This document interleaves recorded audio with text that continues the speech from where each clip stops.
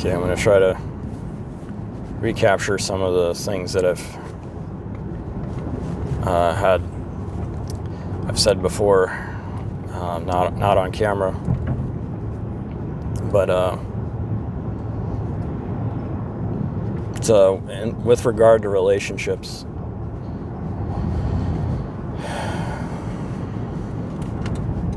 I think that one of the mistakes that people make in relationships is that they assume that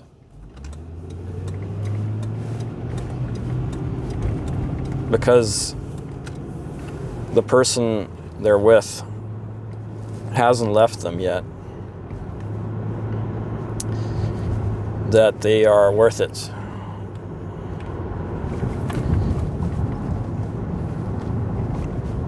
And they don't consider that,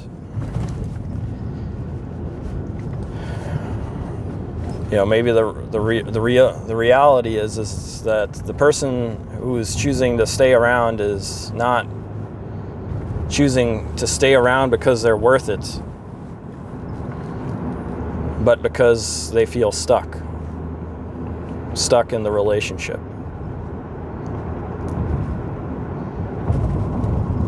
And not only do they not really consider the real motivation for why someone is with them, they also don't consider, okay, if this person is with me because they feel stuck, what am I doing to make them feel stuck? What am I doing to contribute to them feeling stuck in this relationship? And is that something that I'm comfortable with? Am I comfortable with having someone in my life who doesn't enjoy my company? Someone who feels stuck with me? And instead of encouraging them to have their own voice in this relationship, it's not necessarily, it's not that person's responsibility to make the other person feel like they have a voice, but it's also, it's kind of like saying, if you want pancakes,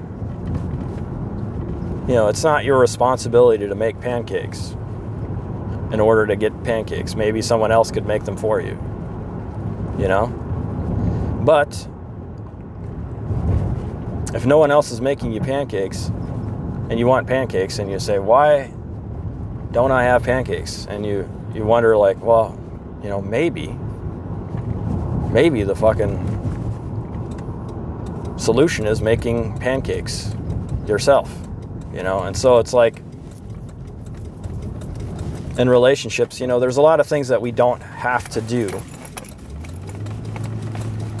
to accommodate those around us. And we don't have to do a lot of things, but that doesn't mean that the relationship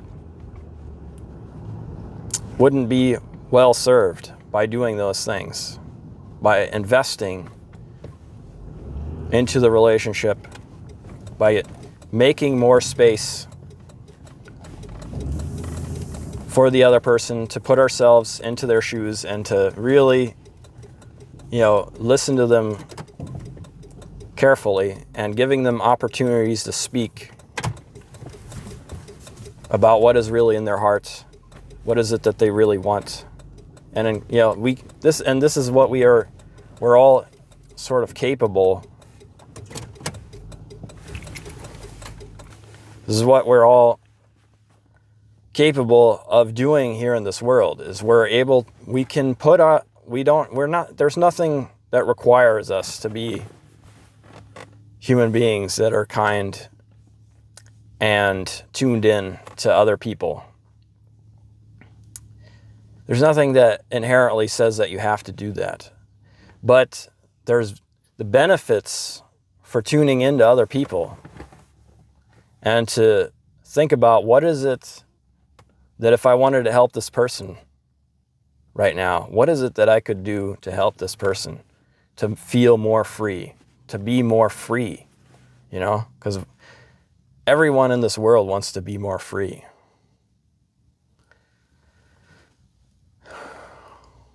So I think particularly in our personal relationships, what is it that we want for the persons that we're with? Do we want them for ourselves, so that they won't abandon us? Is that what we want them there for? Or is it, or can we risk the possibility of abandonment if it means that person is going to be a happier, more self-sufficient person, a freer, happier person, a more functional person, And, I think we live in this very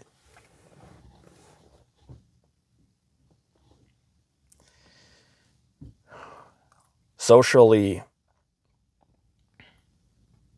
narrow scarcity sort of world where, good relationships are hard to come by. So a lot of people settle for bad relationships. But really,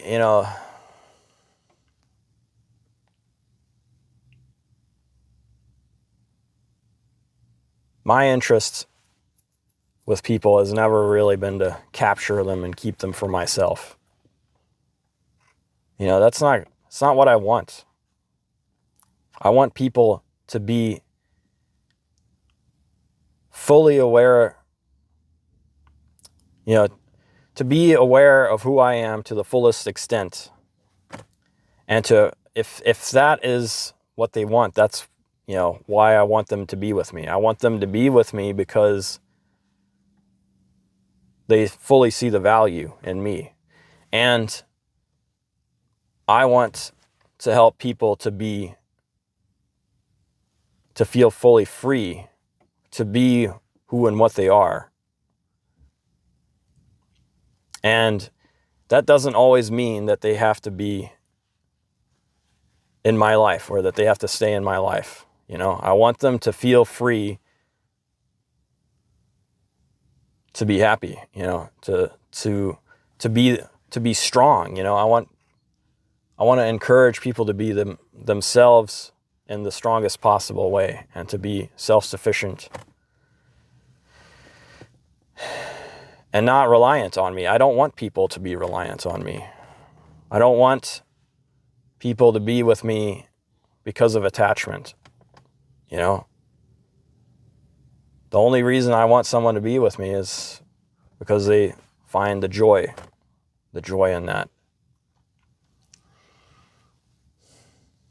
Yeah, and so, I was just thinking about how so many relationships are about trapping other people and not really, and distorting our thinking about them and creating an illusion that we're being chosen when we're not being chosen. We're choosing to trap people and we're choosing to discourage people to keep them around, We want to, so often people try to weaken the people that they claim to be in love with. They try to weaken them, discourage them,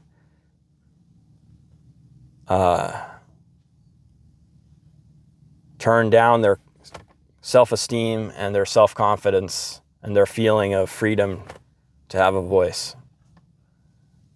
They're in competition with the other person's free will. It's the relationship versus the other person's autonomy, and I don't think that's right.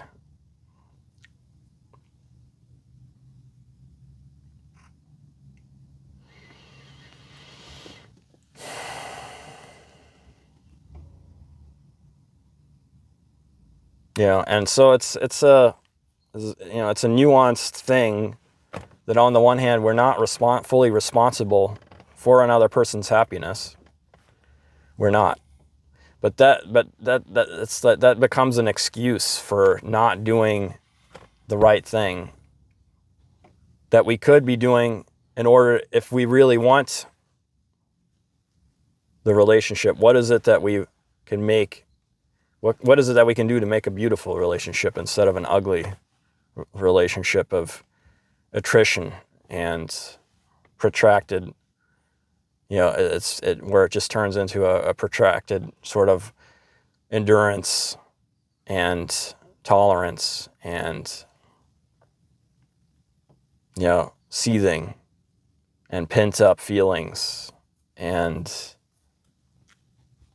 feeling stifled.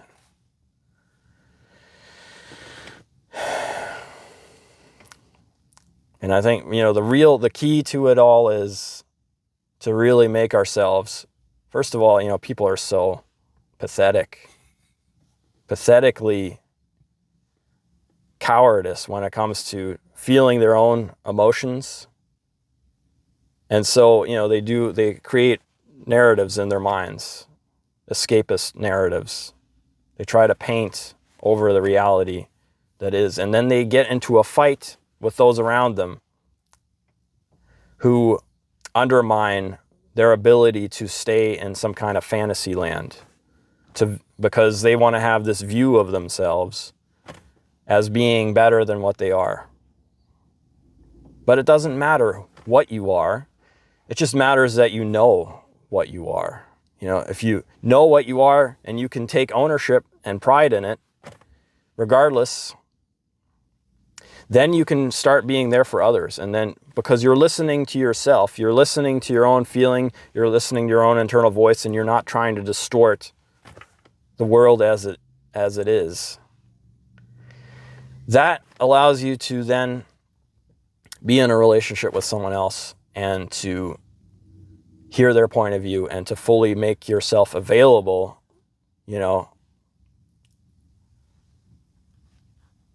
when it's necessary.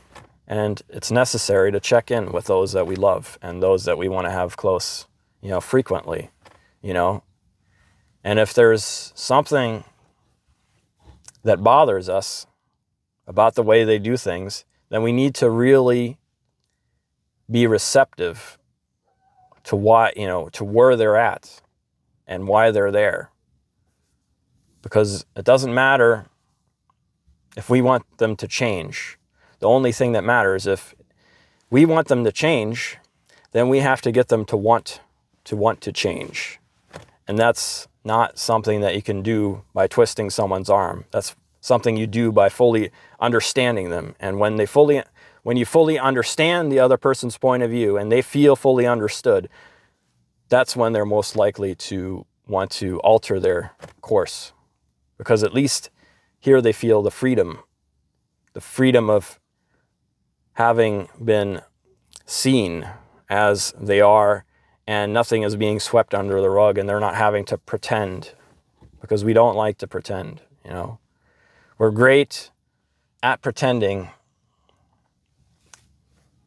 as human beings because we have an imagination that other animals don't have, and we have an ability to fantasize and to idealize the world around us.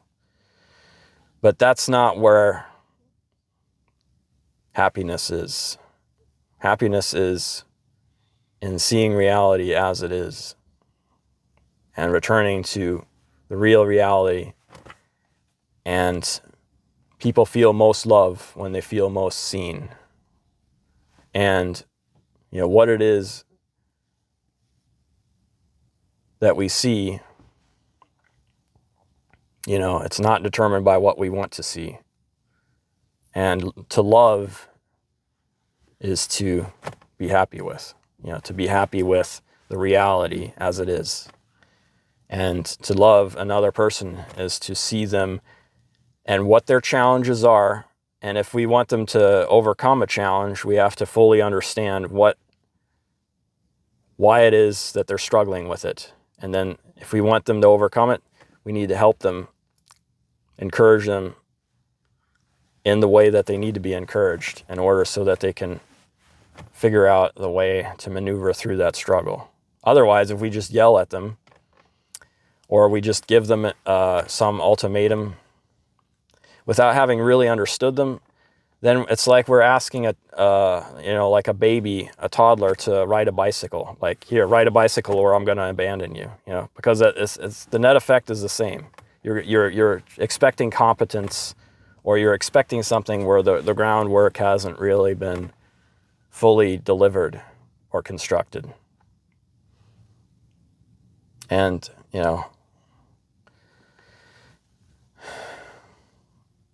that's not good for relationships. It's not good for ourselves. And I think, when we all sort of look back at our lives and we look back at what we wish we could have done differently, I think most of us would wish we'd just, because suddenly, like, everything that was emotionally true things become really clear to us sometimes when we no longer have the opportunity in front of us and everything that we lived is behind us, in a way that allows clarity, because we no longer really have a stake in maintaining that situation. And then we suddenly have this clarity of oh yeah, there's so much that I could have done to be more helpful, to be more honest, to be more kind, and to create better situations and encourage people more. Anyhow,